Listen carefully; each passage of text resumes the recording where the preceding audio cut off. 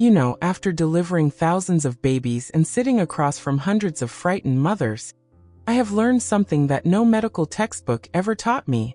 A mother's intuition is often stronger than any test result or scan report. I have seen women who knew something was wrong before the machines could detect it. And I have seen women who refused to accept a death sentence for their unborn child, even when every doctor in the room had already given up. Those are the cases that stay with me long after the patient has left my clinic. Those are the stories that remind me why I chose this profession in the first place. I remember a young woman named Sarah who walked into my clinic on a rainy Tuesday afternoon. She was 24 weeks pregnant, but she did not have that glow that people talk about. Her face was pale. Her eyes looked empty, like she had been crying for days and had simply run out of tears. She was carrying a thick brown envelope filled with medical reports from 3 different hospitals. Her husband stood behind her, holding an umbrella that was still dripping water onto my floor. Neither of them smiled. Neither of them looked hopeful. They just sat down on the chairs across from my desk, and Sarah kept one hand resting on her belly, as if she was afraid her baby might disappear if she let go. She did not ask me to save her baby. She did not ask me for a miracle. She looked at me with those tired eyes and said something I will never forget. She said, "Doctor, I am not here because I have hope. I am here because I need someone to be honest with me. Everyone keeps telling me to let go, but no one will tell me why I should keep fighting. I just want to know if my daughter feels pain. I just want to know if she knows I love her." I sat back in my chair and looked at her for a long moment. This was not a woman who was in denial. This was not a woman who did not understand the severity of her situation. This was a woman who had already heard the worst news a mother can hear, and she was still standing. She was still showing up. She was still asking questions. And in that moment, I knew that her story was not over yet. I asked her to tell me everything from the beginning. And as she opened that brown envelope and pulled out the first ultrasound report, I could see her hands shaking. That was the moment Sarah's story truly began. Sarah was 20 weeks pregnant when her life changed forever. Up until that point, everything had been normal. The first trimester had brought the usual nausea and exhaustion, but nothing alarming. She had celebrated crossing the 12-week mark, telling her family and close friends that she was expecting a baby girl. She had already picked out a name too, Anya. It meant grace. She would spend her evenings looking at tiny baby clothes online, imagining what her daughter would look like, wondering if she would have her husband's eyes or her curly hair. Those were the kinds of thoughts that filled her mind before that routine scan. The anomaly scan is supposed to be a happy appointment. Most parents go in excited to see their baby again, to count the fingers and toes, to hear that everything is developing exactly as it should. Sarah and her husband held hands in the waiting room, smiling at other pregnant women who were there for the same reason. When the ultrasound technician called her name, she walked in feeling nervous but excited. She lay down on the examination table, lifted her shirt, and felt the cold gel spread across her belly. The technician moved the probe slowly, measuring the baby's head, the abdomen, the femur bone. Everything seemed fine at first. Then the technician stopped talking. She started frowning at the screen. She measured something again, then measured it a third time. Sarah noticed that the woman's face had changed completely. The casual friendliness was gone, replaced by something Sarah could not name at the time, but would later recognize as concern. The technician excused herself and said she needed to call the doctor. That was when Sarah's heart started racing. She looked at her husband, and she could see that he was trying to stay calm, but his jaw was clenched and he was gripping the edge of his chair. The doctor came in and reviewed the images without saying much. Then he turned to Sarah and said the words that would haunt her for the rest of her pregnancy. He said that the baby's brain showed significant fluid buildup. The ventricles, which are the fluid-filled spaces inside the brain, were much larger than they should be. The condition was called severe hydrocephalus, and the doctor's exact words were that the baby would likely not survive birth. If she did, she would probably have severe brain damage and lifelong disabilities. He suggested that Sarah consider termination. He said it gently, but the word still landed like a punch to her chest. Sarah did not cry in that room. She waited until she got to the car. And then she screamed. Not words, just a sound that came from somewhere deep inside her. Her husband held her, but he did not know what to say. Neither did she. All she knew was that her daughter had a name, and that name meant Grace. And she was not ready to let go of that name. The days that followed the diagnosis were a blur of phone calls, unsolicited advice, and the kind of silence that fills a house when no one knows what to say anymore. Sarah's mother came to stay with them, thinking she was being helpful by cooking meals and cleaning the house. But Sarah could see the pity in her mother's eyes every time she looked at her belly. Her mother-in-law called from another city and spoke in hushed tones, as if the baby could hear her through the phone. Everyone had an opinion. Everyone had a solution. And everyone seemed to think that the most practical solution was to end the pregnancy and try again later. Termination. That word kept coming up again and again, wrapped in different phrases to make it sound softer. It is for the best. You are young. You can have another baby. Think about your own health. Think about the suffering the child will go through. Sarah heard all of it. She sat at her dining table while her mother held her hand and explained, with tears in her own eyes, that sometimes love means letting go. Her father-in-law called and said that the family would support whatever decision she made, but his voice made it clear what he thought the right decision was. Even her husband, who loved her more than anything, started to waver after seeing how much pain she was in. They had conversations at 2 a.m, lying in the dark, staring at the ceiling. He would say things like, maybe they are right, maybe we are being selfish by holding on. And every time he said that, Sarah would feel her baby move. The kicks were getting weaker than before. The doctor had warned her about that. The fluid buildup was pressing on the baby's brain, affecting her movements. But she still moved. She still let her mother know that she was in there fighting. And Sarah could not look at those weak little kicks as anything other than a message. Her daughter was not giving up. So how could she? The pressure was not just emotional. It was physical too. Sarah started having nightmares. She would wake up gasping, convinced that she had already lost the baby. She stopped answering phone calls from family members because she was tired of defending her choice to keep fighting. She stopped going out because she could not handle strangers asking when she was due and looking at her with those happy, ignorant smiles.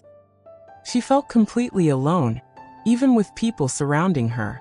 The only place she felt any peace was when she was lying still, with her hand on her belly, feeling those tiny movements that reminded her that her daughter was still alive.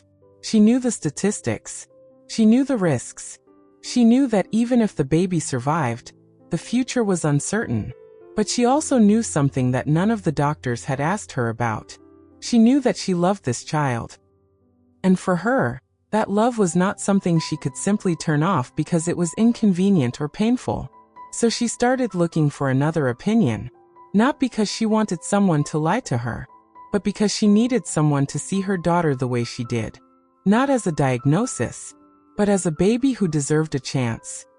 By the time Sarah reached my clinic, she had already seen 3 specialists. Each one had reviewed her ultrasound reports and given the same prognosis: severe hydrocephalus, poor neurological outcome, high risk of stillbirth, consider termination. The reports were all stacked neatly in that brown envelope she carried, each one more detailed than the last, each one ending with the same cold conclusion. But Sarah had not come to me because she thought I would tell her something different. She came because she had run out of places to go, and she needed someone to look her in the eye and tell her the truth without hiding behind medical jargon. I remember opening her file and looking at those ultrasound images. The ventricles in the baby's brain were significantly enlarged. In a normal 24-week fetus, the fluid spaces are small and well-defined. In Sarah's baby, they had expanded to almost 3 times the normal size, compressing the brain tissue against the skull. It was a severe case. There was no denying that. Any doctor who looked at those images would feel a sense of concern, even dread. I sat there studying the measurements, the blood flow studies, the detailed anatomy scans. And all the while, Sarah sat across from me, watching my face, trying to read what I was thinking. But here is what I noticed that the other reports did not capture. The baby's heart was strong. Her growth was actually appropriate for her gestational age. Her spine looked normal. Her limbs were moving, even if the movements were reduced. Yes, her brain was in trouble, but she was alive. She was growing, and she was still fighting. I looked up from the images and asked Sarah a question that none of the other doctors had probably asked her. I asked her what her instincts were telling her. Not her fear. Not what her family was saying. Not what the statistics predicted. Just her gut feeling as a mother. She started crying. Not the kind of crying where someone is breaking down. It was the kind of crying that comes from relief, from finally being asked the right question. She told me that every night, she placed her hand on her belly and prayed. She told me that her baby still kicked, even if the kicks were soft. She told me that she had already named her daughter Anya, and that she could not imagine saying goodbye to a name she had spoken out loud so many times. She told me that she knew the risks, but she also knew that her daughter deserved a chance to prove the doctors wrong. I took a deep breath and decided to be honest with her. Not brutally honest, but honestly hopeful. I told her that the condition was serious. I told her that there were no guarantees. But I also told her that I had seen cases where babies with severe hydrocephalus were born and survived with the right medical care. I told her about fetal surgery options that could drain some of the fluid. I told her about delivering early and placing a shunt in the baby's brain after birth. I told her it would be a long, difficult road. And then I watched as something shifted in her eyes. For the first time in weeks, she was not being told to give up. She was being given a path forward. I could see that Sarah was waiting for the catch. She had been told so many times that there was no hope that when I started talking about possibilities, she almost did not know how to process it. Her husband, who had been sitting quietly beside her, leaned forward and asked me to repeat what I had just said. He wanted to make sure he had heard me correctly. Was I really telling them that their daughter might have a chance? I looked at both of them and explained that I was not making any promises, but I was also not going to tell them to terminate a pregnancy that still had a living, growing baby with a strong heartbeat. I took out a piece of paper and started drawing a simple diagram of a baby's brain. I showed them where the fluid normally flows and where it was getting blocked in their daughter's case. I explained that hydrocephalus is not always a death sentence. It depends on the cause, the severity, and most importantly, how early we intervene. In some cases, the fluid can be drained before birth using a procedure called fetal ventriculostomy, where a small needle is inserted through the mother's abdomen and into the baby's brain to create a new pathway for the fluid to drain. In other cases, we deliver early and place a shunt soon after birth, which is a small tube that drains the excess fluid from the brain into the baby's abdomen. Sarah listened to every word without interrupting. Her eyes were fixed on my face, and her hand was still resting on her belly, but now her fingers were moving in small circles, as if she was silently communicating everything I was saying to her daughter.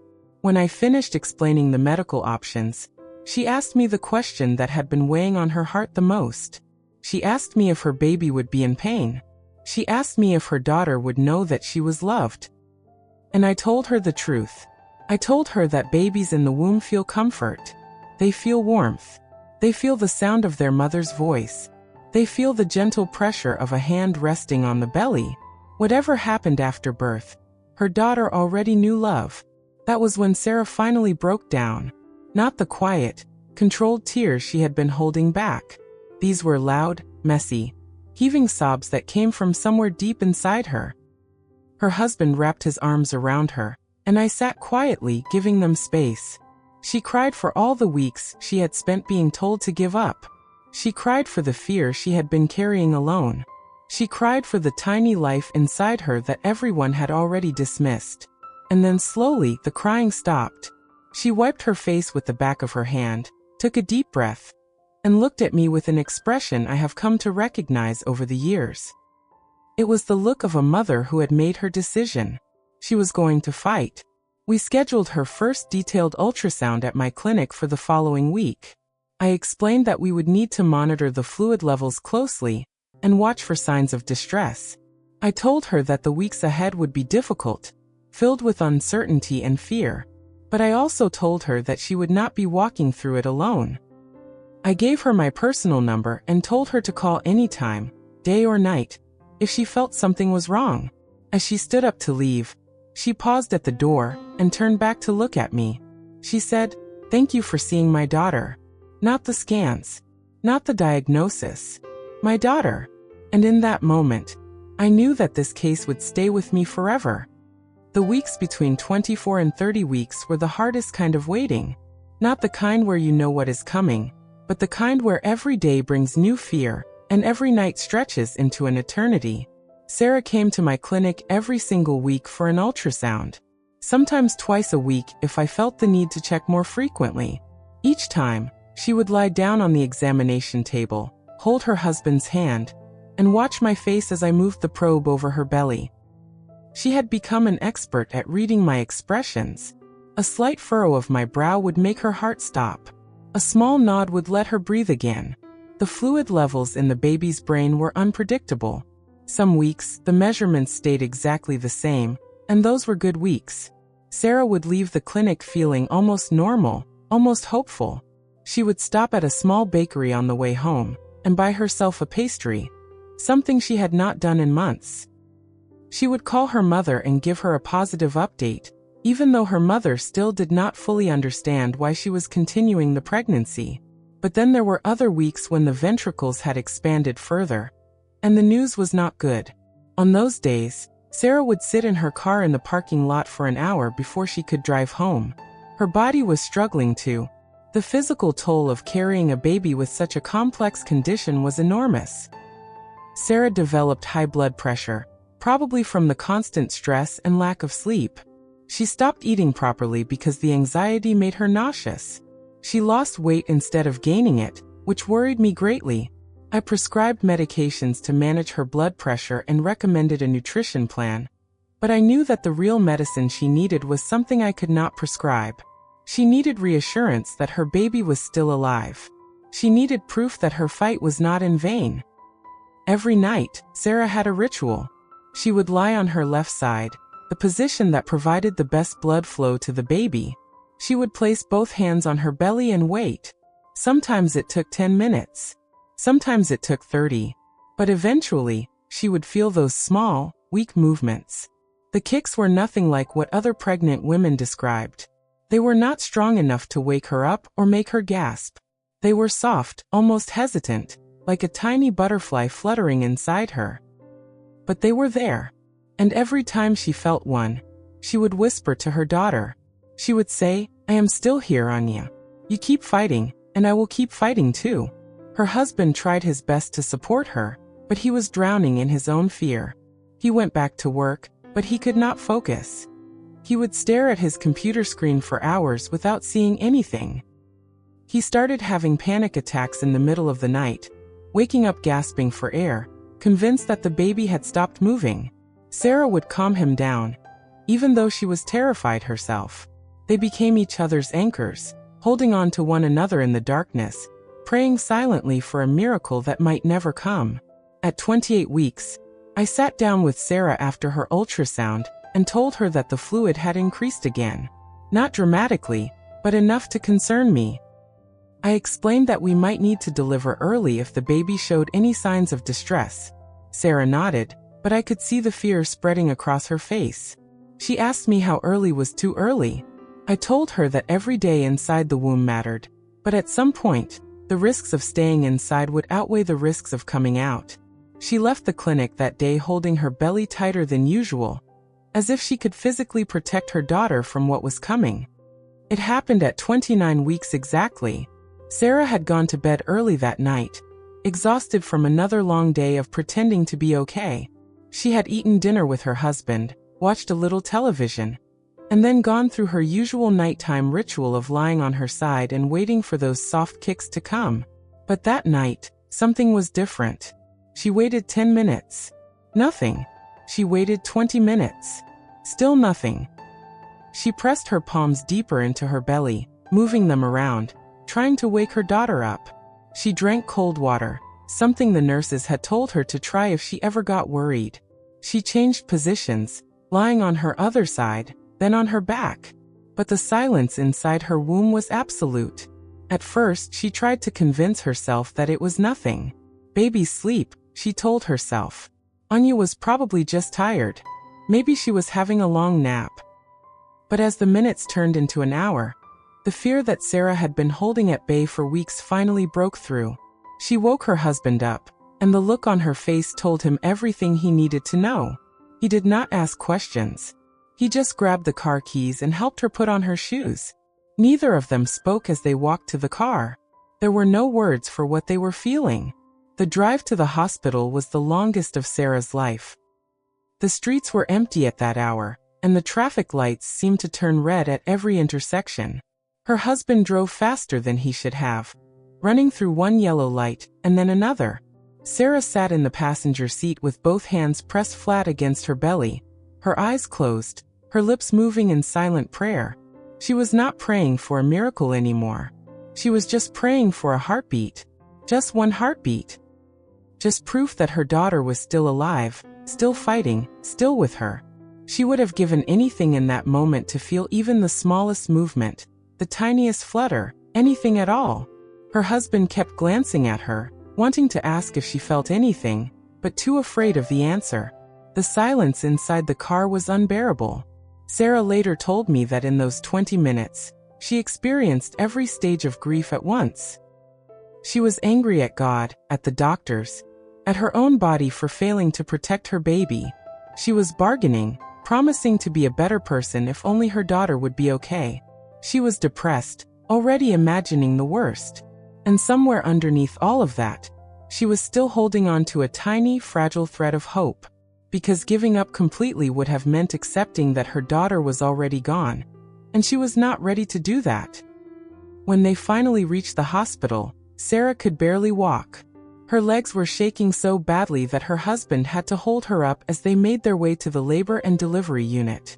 The night nurse at the front desk took one look at her face and called for a wheelchair.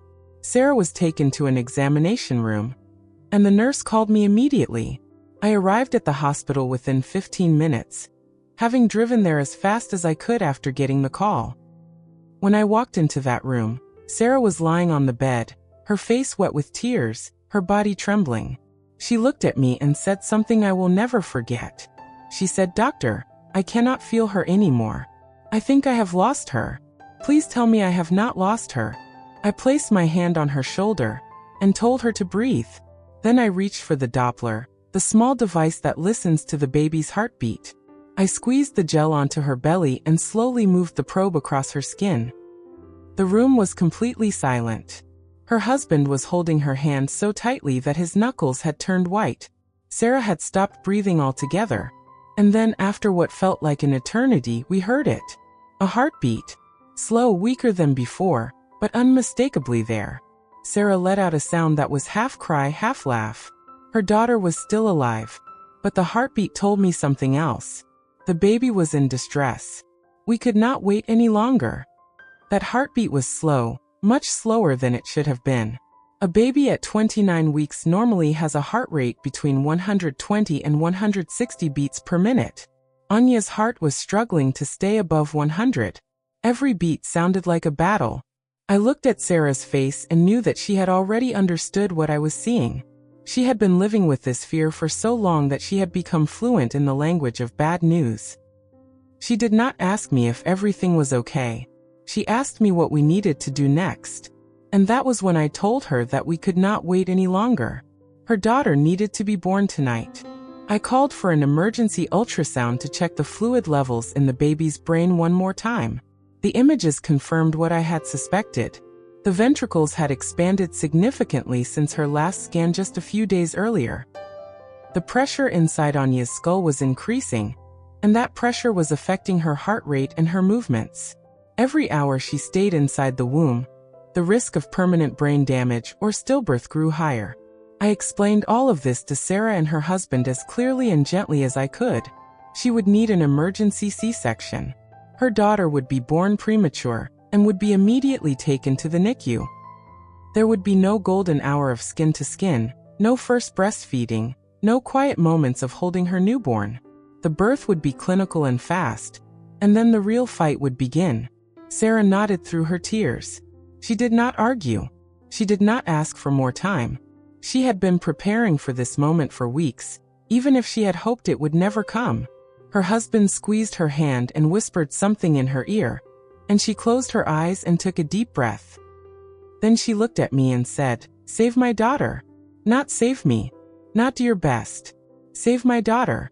I promised her that I would do everything in my power, and I meant it with every fiber of my being. The next hour was a blur of activity. Nurses came in to start 4 lines and draw blood. The anesthesiologist explained the risks of emergency surgery. The NICU team prepared a special warming bed and breathing equipment for the baby. Sarah was wheeled into the operating room, her husband waiting outside because only one support person was allowed in the OR. She lay on the cold table while the anesthesia took effect, and she later told me that in those final moments before the surgery began, she felt strangely calm. Not because she was no longer afraid, but because she had done everything she could. She had fought for her daughter every single day. Now it was someone else's turn to fight. I made the first incision just after 2 in the morning. The surgery itself was quick, as C-sections usually are. Within minutes, I was reaching into the uterus and gently lifting Anya out into the world. But the cry that every mother longs to hear never came. The baby was limp and silent. Her skin was pale, almost gray. The NICU team rushed forward and took her to the resuscitation station in the corner of the room. Sarah was still on the operating table, unable to see anything, only hearing the muffled sounds of doctors working frantically on her daughter. She kept asking the same question over and over. Is she alive? Is she breathing? Is my baby alive? For what felt like an eternity, no one answered. The NICU team was focused completely on the tiny life in front of them. They suctioned her airways. They gave her oxygen. They rubbed her back to stimulate breathing. And then finally, one of the nurses turned toward Sarah. Her face was unreadable, but her voice was steady when she said, "She is fighting." That was all Sarah needed to hear. Not that everything was okay. Not that her daughter was out of danger. Just that she was fighting. Because fighting was something Sarah understood. It was something she had been doing for 9 long weeks. And now her daughter was doing it too. Sarah did not get to hold her daughter when she was born. She did not get to count tiny fingers or press her lips to a soft forehead or whisper her name into a tiny ear. The C-section incision was being closed, and the NICU team was already wheeling Anya out of the operating room on a small, heated bed surrounded by machines and tubes, and the urgent voices of people trying to keep a premature baby alive.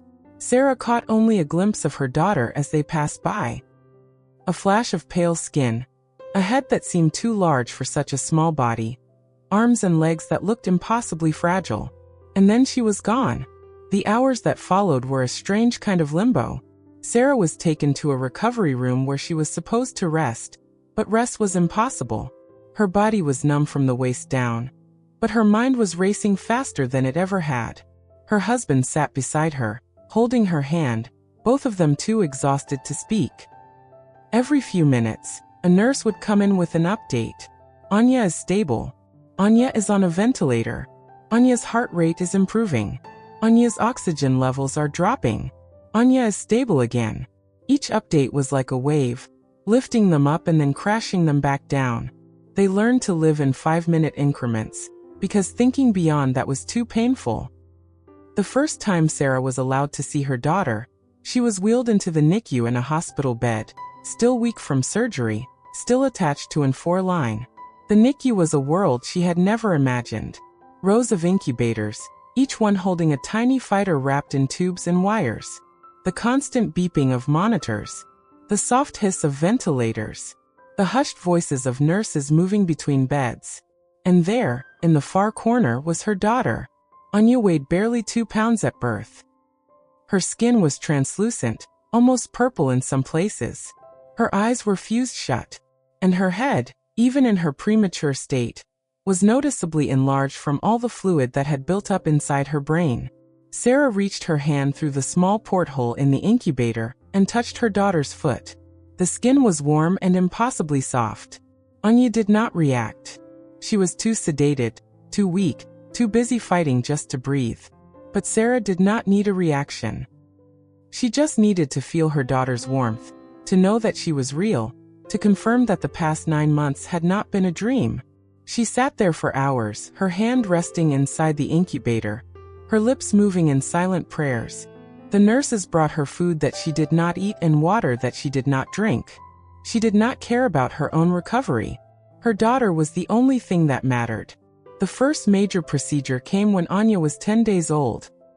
The neurosurgeon would place a shunt in her brain, a small tube that would drain the excess fluid from her ventricles into her abdomen, where her body could absorb it.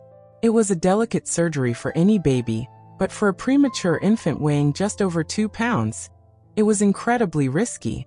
Sarah signed the consent forms with shaking hands. She kissed her daughter's forehead through the incubator and whispered that she would be right there when she woke up. Then she waited. 7 hours of waiting, not knowing if her daughter would survive the operating table. When the surgeon finally came out, he looked exhausted but relieved. He said the surgery had gone as well as could be expected. The shunt was in place, and the fluid was already beginning to drain. Now they would wait and watch. Sarah collapsed into her husband's arms and cried for the first time in days. Not sad tears. Not happy tears either. Just the release of all the fear she had been holding inside. Her daughter had survived another battle, but everyone knew there would be more. The NICU was a long war, not a single fight, and Anya was the smallest soldier on the battlefield. 73 days. That is how long Anya lived inside the NICU before she was finally strong enough to go home. 73 days of monitors beeping in the background. 73 days of watching her daughter's chest rise and fall with the help of a ventilator. 73 days of celebrating the smallest victories and grieving the smallest setbacks. Sarah learned to live in that space between hope and fear, never fully committing to either emotion because the NICU had taught her that things could change in an instant. A good morning could become a bad afternoon. A stable night could become an emergency before dawn. The first victory came when Anya was taken off the ventilator after 3 weeks. Her lungs were still immature, but she was breathing on her own with just a small nasal tube providing extra oxygen. Sarah cried when the respiratory therapist removed the breathing tube from her daughter's throat. For the first time since birth, she could see Anya's entire face without any tubes covering it. She looked so small, so fragile, but her chest was moving up and down on its own. Her body was learning to survive without machines. That was the first time Sarah allowed herself to believe that her daughter might actually come home someday. The second victory came when Anya started feeding. At first, she was too weak to suck, so she received breast milk through a tiny tube that ran from her nose down into her stomach. Sarah pumped milk every 3 hours around the clock, even in the middle of the night, even when she was exhausted beyond words. She wanted her daughter to have every possible advantage, and she had read that breast milk could help protect premature babies from infections. After 6 weeks, Anya finally took her first feed from a bottle. It was only 5 milliliters, less than a teaspoon, but she did it. She sucked, swallowed, and breathed in the right sequence. The occupational therapist clapped. Sarah sobbed. But there were setbacks too. Anya developed an infection in her bloodstream when she was 5 weeks old, and she had to go back on stronger antibiotics. Her temperature spiked, and her heart rate climbed dangerously high. For 3 days, Sarah did not leave the hospital. She slept in a chair next to the incubator, waking every time a monitor beeped too loudly. The doctors were worried, but they did not say the worst out loud. Sarah could see it in their eyes. Infections in premature babies can spread quickly. They can overwhelm a tiny body that has no reserves to fight back. But Anya fought. Her fever broke on the 4th day, and the blood cultures came back negative. She had won again. The most emotional moment came when Sarah was finally allowed to hold her daughter skin to skin. Kangaroo care, the nurses called it. Sarah sat in a rocking chair and unbuttoned her shirt, and the nurse gently placed Anya against her bare chest. The baby's eyes were open now, dark and curious, looking up at her mother's face. Sarah felt the warmth of her daughter's body against her own skin. She felt the flutter of her heartbeat, faster than an adult's but slower than it had been at birth.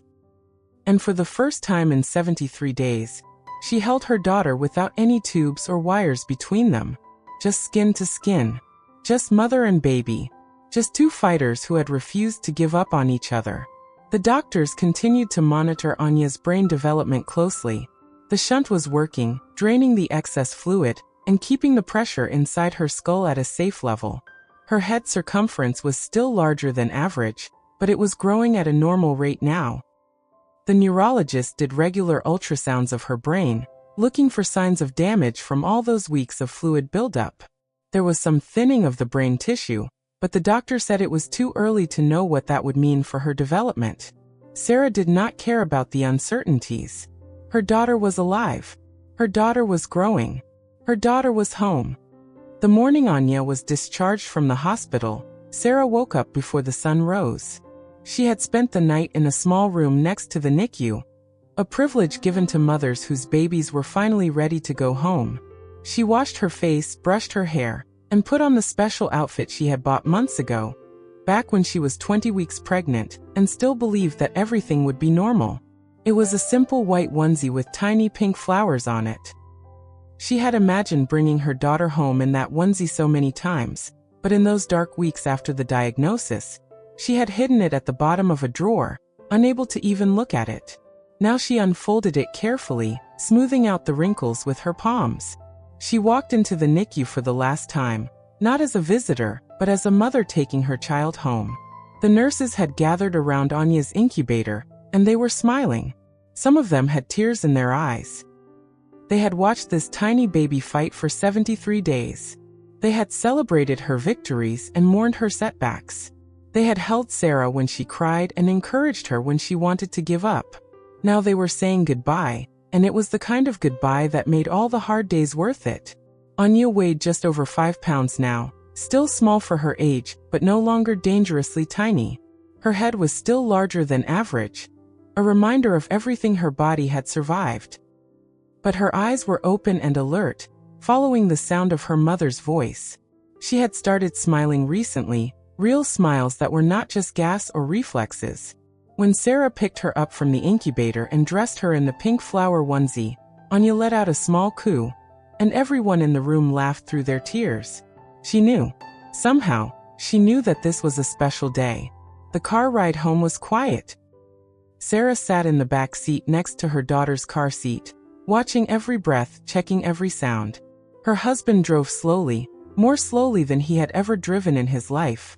They passed the same streets they had driven on that terrible night, when Sarah could not feel the baby moving. They passed the same traffic lights that had turned red at every intersection. But everything felt different now. The sun was shining. The world was waking up. And their daughter was in the back seat, alive and breathing and coming home. When they walked through the front door, Sarah stopped in the doorway and held Anya close to her chest. The nursery was ready. The crib was made. The tiny clothes were folded in the drawers. Everything had been waiting for this moment. She walked into the nursery and stood by the window, looking down at her daughter's face. Anya's eyes were closed now, peaceful and content, as if she knew she was finally safe. Sarah thought about all the doctors who had told her to terminate. She thought about all the family members who had said she was being selfish. She thought about all the nights she had spent alone in the dark, wondering if she was making the wrong choice. And then she looked at her daughter and knew that she had made the only choice she could ever have made. Moments like these remind me why I never tell a mother what she cannot do. Medicine gives us statistics and probabilities, but it does not give us the whole story. Sarah taught me that hope is not the same as denial. She knew the risks. She understood the odds. But she also understood something deeper. She understood that her daughter deserved a chance to fight. And sometimes that is all a baby needs. Just a chance. Just someone who refuses to give up. I have delivered thousands of babies, but I will never forget the sound of Anya's first cry, weeks after she was born, when she finally found her voice. That cry said everything. I am here. I survived. And love was enough to bring me home.